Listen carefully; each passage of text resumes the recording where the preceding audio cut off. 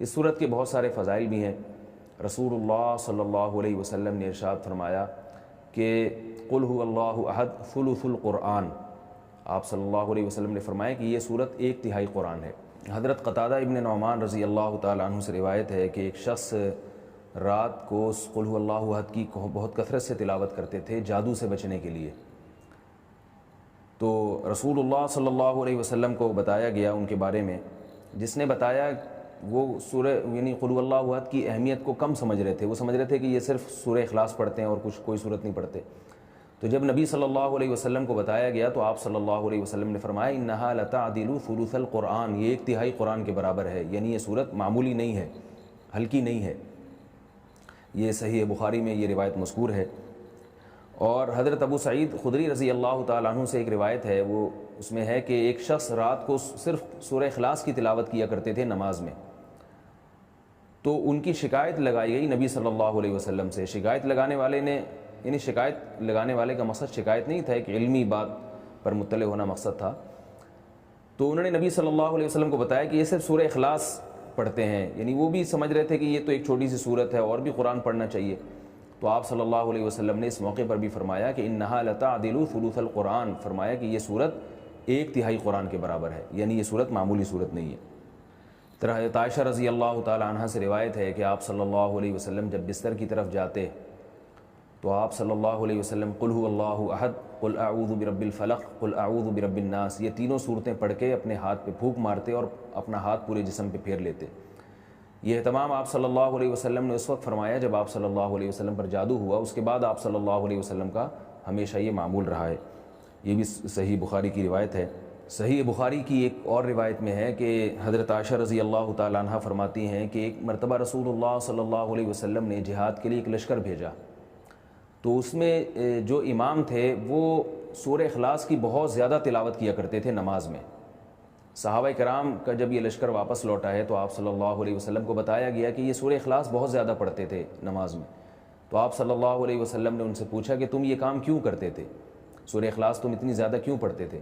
تو ان صحابی نے فرمایا کہ اس میں رحمان کے اوصاف بیان کیے ہیں، اللہ کی حمد و ثنا ہے، اور اس وجہ سے مجھے اس سورت سے محبت ہے، یعنی محبت ہے جس کی وجہ سے میرا دل چاہتا ہے میں اس کی بار بار تلاوت کروں۔ تو آپ صلی اللہ علیہ وسلم نے فرمایا کہ صحابہ سے فرمایا کہ ان کو خبر دے دو کہ اللہ بھی تم سے محبت کرتے ہیں۔ یہ بھی ایک صورت کی ایک بہت بڑی فضیلت ثابت ہوتی ہے۔ اور عبد الرحمن ابن ابزا رضی اللہ تعالیٰ عنہ سے روایت ہے کہ رسول اللہ صلی اللہ علیہ وسلم وتر کی نماز میں پہلی رکعت میں سبح اسم ربک الاعلی، دوسری میں قل یا ایھا الکافرون، اور تیسری رکعت میں سورہ اخلاص کی تلاوت کیا کرتے تھے۔ تو وتر میں تیسری رکعت میں سورہ اخلاص کا پڑھنا یہ فضیلت کی چیز ہے۔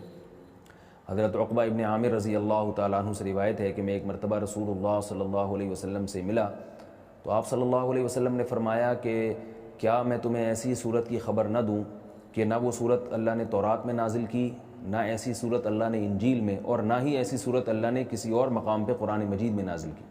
میں نے عرض کیا ضرور یا رسول اللہ۔ تو آپ صلی اللہ علیہ وسلم نے فرمایا وہ صورتیں قل هو اللہ احد، قل اعوذ برب الفلق اور قل اعوذ برب الناس ہیں۔ اور آپ صلی اللہ علیہ وسلم نے اسے فرمایا کہ کوئی بھی رات ایسی نہیں ہونی چاہیے جو ان صورتوں کی تلاوت کے بغیر گزر جائے، یعنی ہر رات میں یہ تینوں صورتوں کی تلاوت لازمی کیا کرو۔ تو عقبہ ابن عامر رضی اللہ تعالیٰ عنہ فرماتے ہیں پھر پوری زندگی مجھ سے کبھی بھی ان تینوں صورتوں کی تلاوت رات میں نہیں چھوٹی اور کبھی بھی ناغا نہیں ہوا۔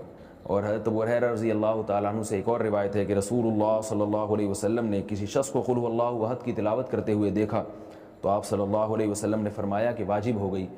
صحابہ نے پوچھا یا رسول اللہ کیا چیز واجب ہو گئی؟ آپ نے فرمایا کہ اس کی تلاوت کرنے والے کے لیے جنت واجب ہو گئی۔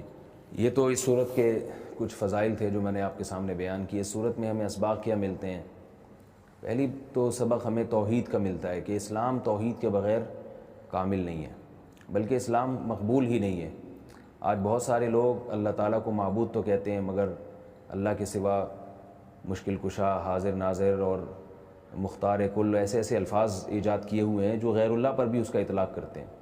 بعض لوگ قبر پرستی کا شکار ہیں، بعض لوگ رسول اللہ صلی اللہ علیہ وسلم کو عالم الغیب کہتے ہیں، حاضر ناظر کہتے ہیں، جبکہ ہمیں اس صورت میں کیا سبق مل رہا ہے کہ اللہ یکتا ہے، اس جیسا کوئی بھی نہیں ہے۔ تو اللہ اگر مشکل کشا ہے، حاجت روا ہے تو پھر اگر ہم مخلوق کو بھی مشکل کشا اور حاجت روا کہہ دیں تو اس کا مطلب یہ ہوا کہ مخلوق بھی اللہ جیسی ہے، اس لیے کہ جو معبود ہے اس کی دو بنیادی صفات ہیں، علم اور قدرت۔ معبود میں دو چیزوں کا ہونا ضروری ہے، یعنی آپ جس کی عبادت کرتے ہیں اس میں دو صفات کا اعلیٰ وجہ الکمال ہونا ضروری ہے۔ ایک یہ کہ اس کی قدرت کامل ہو، وہ جو چاہے کر سکتا ہو، اور اس کا علم کامل ہو، جیسے کہ قرآن مجید میں آتے ہیں اللہ الذی خلق السبع سماوات ومن الارض مثلہن یتنزل الامر بینہن لتعلموا ان اللہ علی کل شیء قدیر وان اللہ قد احاط بکل شیء علما۔ یعنی اس آیت کا حاصل کیا ہے کہ اللہ نے اس پوری کائنات کو اس لیے بنایا تاکہ اللہ کے بارے میں دو چیزوں کا لوگوں کو یقین آ جائے۔ ایک یہ کہ لتعلموا ان اللہ علی کل شیء قدیر، کہ اللہ ہر چیز پر قادر ہے، وان اللہ قد احاط بکل شیء علما، اور اللہ کے علم سے کوئی بھی چیز خارج نہیں ہے، یعنی مختار کل بھی اللہ ہے اور عالم الغیب بھی اللہ ہے۔ تو اگر آپ اللہ کے علاوہ کسی اور کو بھی ان صفات میں اللہ کے ساتھ شریک کر دیں، چاہے وہ ذاتی کہہ کے کریں یا عطائی کہہ کے کریں، کسی بھی طرح سے کر دیں، یعنی بعض لوگ یہ کہتے ہیں کہ اللہ مشکل کشا ہے، لیکن اللہ نے اپنی مخلوق میں سے بعض پیغمبروں کو مشکل کشا بنا دیا ہے، اور اللہ عالم الغیب ہے لیکن اللہ نے اپنی مخلوق میں سے بعض پیغمبروں کو عالم الغیب بنا دیا ہے، تو یہ غلط ہے۔ اسی کی قرآن جگہ جگہ نفی کر رہا ہے کہ علم غیب میں اور قدرت میں اللہ جیسا کوئی بھی نہیں ہے۔ اس لیے اس صورت سے ہمیں یہ سبق ملتا ہے۔ دوسرا ہمیں سبق ملتا ہے کہ لم یلد ولم یولد، کہ اللہ کے بارے میں یہ عقیدہ رکھنا کہ اس نے جنا ہے، جیسے کہ عیسائی کہتے ہیں حضرت عیسیٰ علیہ السلام اللہ کے معاذ اللہ بیٹے ہیں، تو اللہ نے کسی کو نہ تو بیٹا بنایا اور نہ اللہ نے جنا۔ بعض عیسائی کہتے ہیں کہ اللہ نے حضرت عیسیٰ کو جنا ہے معاذ اللہ، لیکن عیسائیوں میں جو جمہور ہیں وہ یہ کہتے ہیں کہ اللہ نے جنا تو نہیں ہے لیکن اللہ نے ان کو اپنا بیٹا بنا لیا، یعنی بیٹے جیسے ہیں، تو یہ بات بھی غلط ہے۔ لم یتخذ صاحبۃ ولا ولدا، قرآن کہہ رہا ہے اللہ نے کسی کو نہ تو جنا ہے اور نہ اللہ نے کسی کو بیوی یا بیٹا بنایا ہے، بنایا بھی نہیں ہے اللہ نے۔ اللہ کے یعنی کسی کو محبت میں بیٹا کہہ دینا یہ ایک الگ چیز ہے، لیکن باقاعدہ اس کو بیٹا بنا لینا یہ ایک الگ چیز ہے، کیونکہ ہم جب کسی کو بیٹا بناتے ہیں تو اس لیے کہ ہمیں اس کی ضرورت ہوتی ہے، ہمیں اس سے کام لینا ہے، ہمیں اپنے والی وارث چاہیے۔ اللہ کا کوئی وارث نہیں ہے، اللہ کا کوئی والی نہیں ہے، اللہ بے نیاز ہے۔ یہ اس صورت کا بنیادی اسباق تھے۔ اللہ تعالی ہمیں اس صورت کے تقاضوں کو سمجھنے کی اور اس پر پوری طرح عمل کرنے کی توفیق عطا